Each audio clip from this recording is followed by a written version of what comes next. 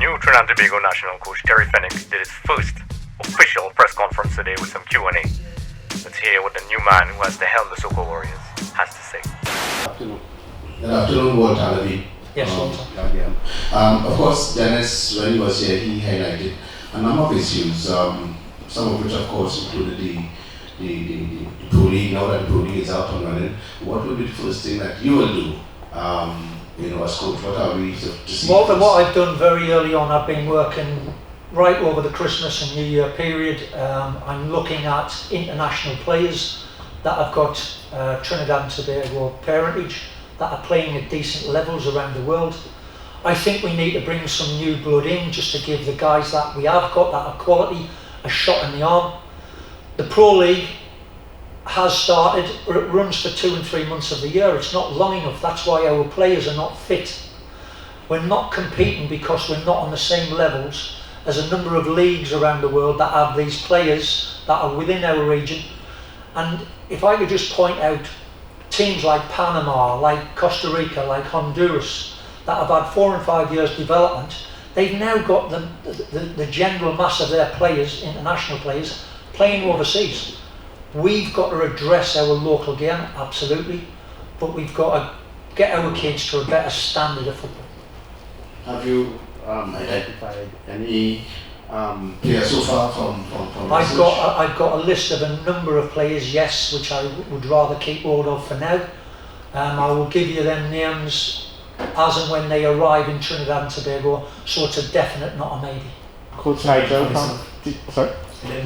Nigel Johi from TTT. I was just wondering, in terms of the team itself, what are some of the short-term goals you have for the teams? Any friendlies you're requesting from the TTFA? Listen, we're looking at friendlies, but clearly, and this is my experience over years of coaching, this is me being analytical, TV work that I've done over the last 5 years. We've lost lots of games. We haven't won, I think, in 16 games, if you take Angola out of that. Now we need to address that. We've got to start playing a style of football that suits the players that we've got.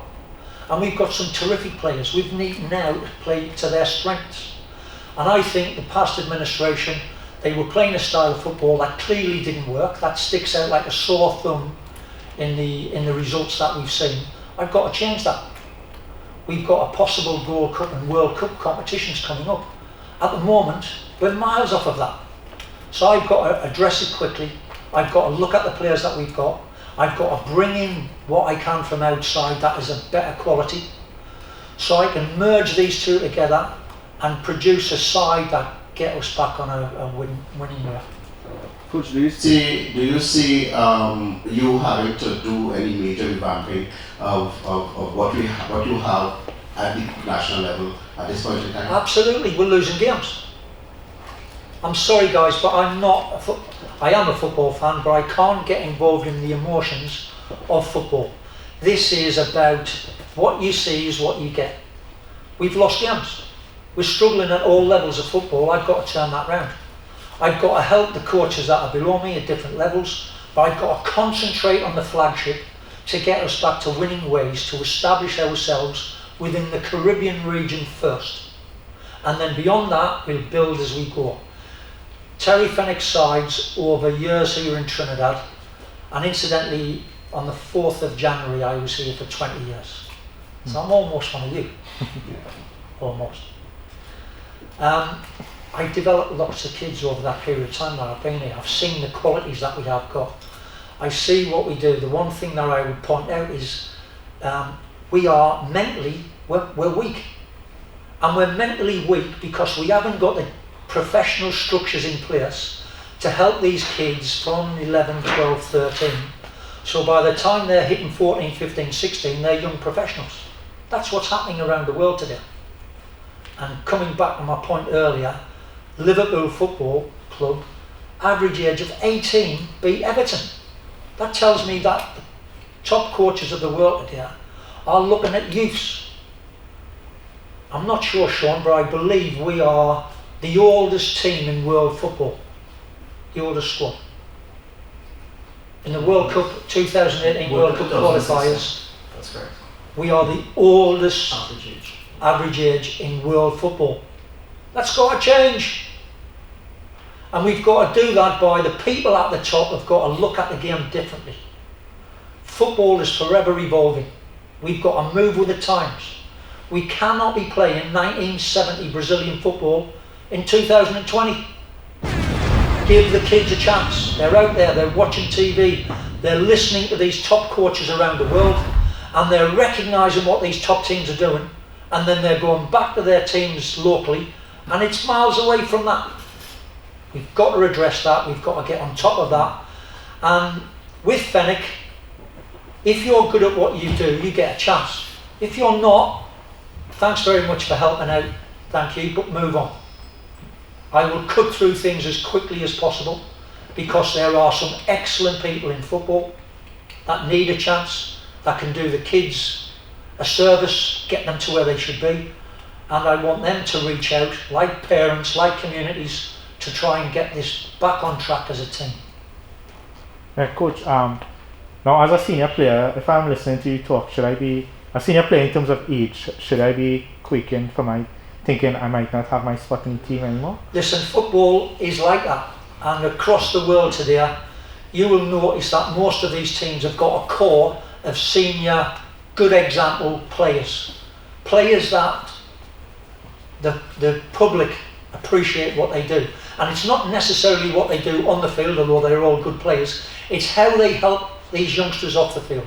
Absolutely, I will need a core of players that have got that sort of calibre and that feeling for this country. And then beyond that, and this is not going to happen overnight, we've got to get results.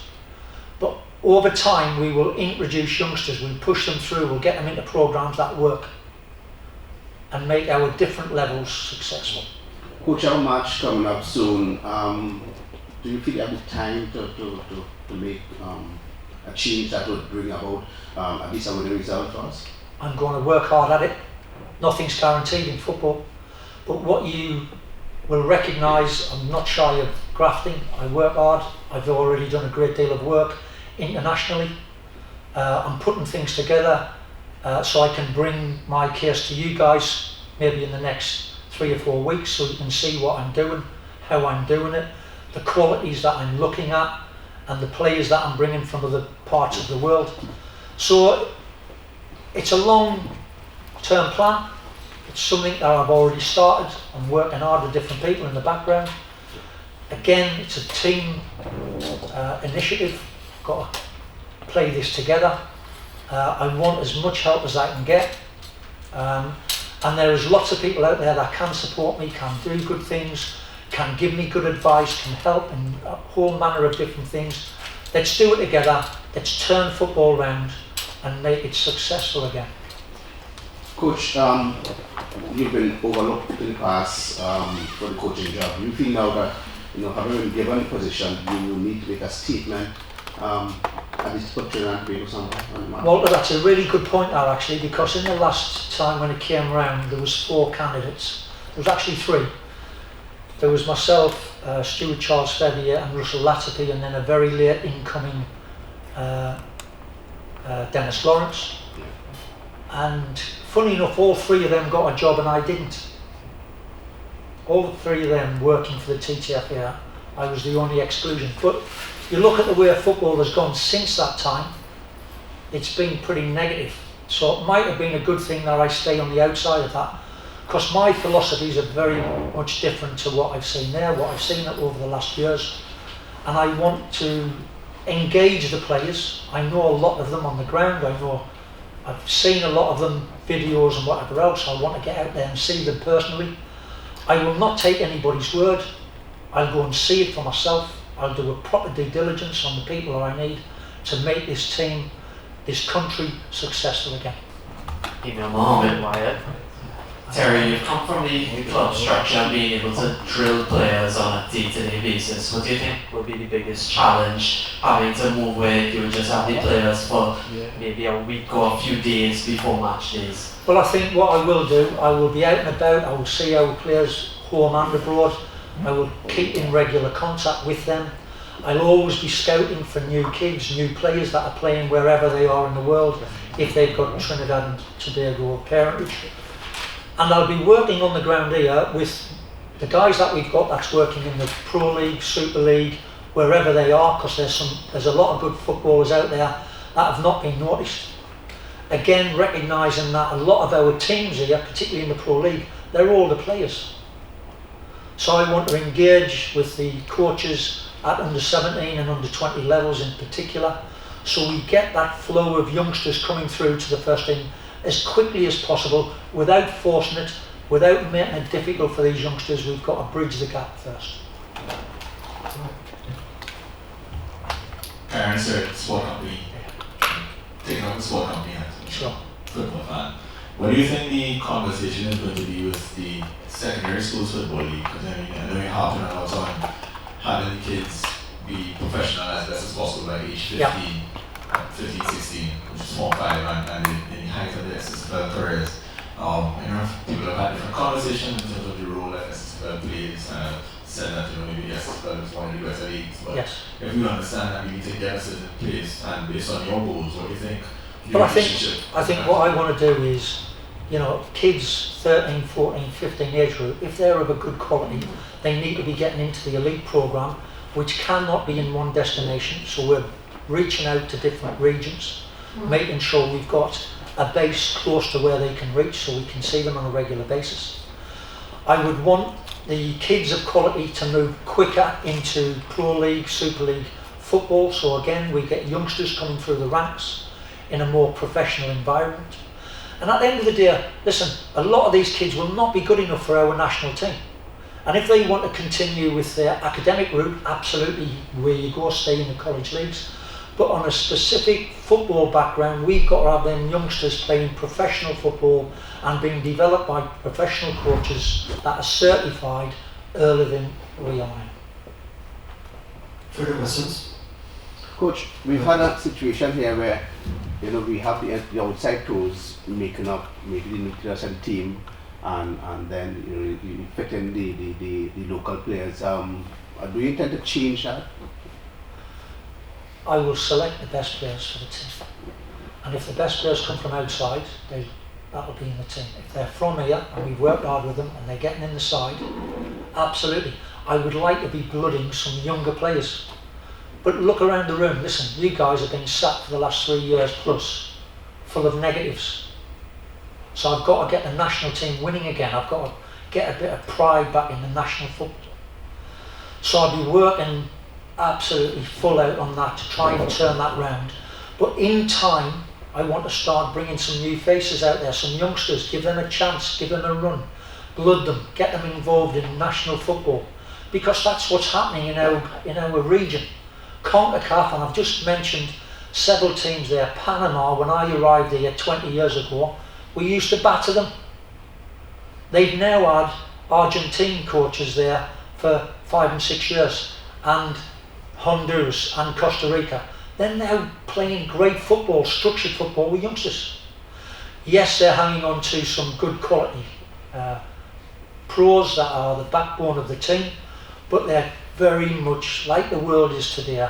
They're blending that with an array of youngsters that are come with their vitality, their strength, their ambitions, and we've got that here.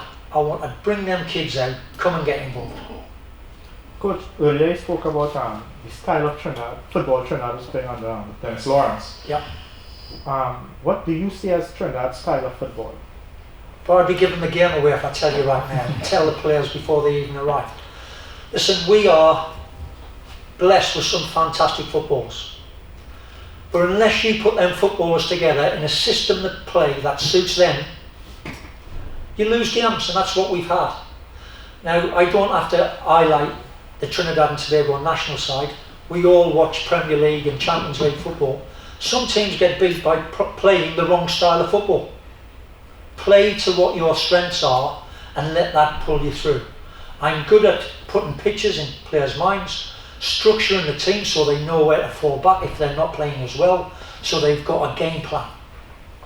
And that game plan is not just when we're defending, it's how we keep the ball, it's how we hurt the opposition, it's what we're trying to achieve when we've got the ball, and how we're trying to win, how quickly we can win the ball back when we've not.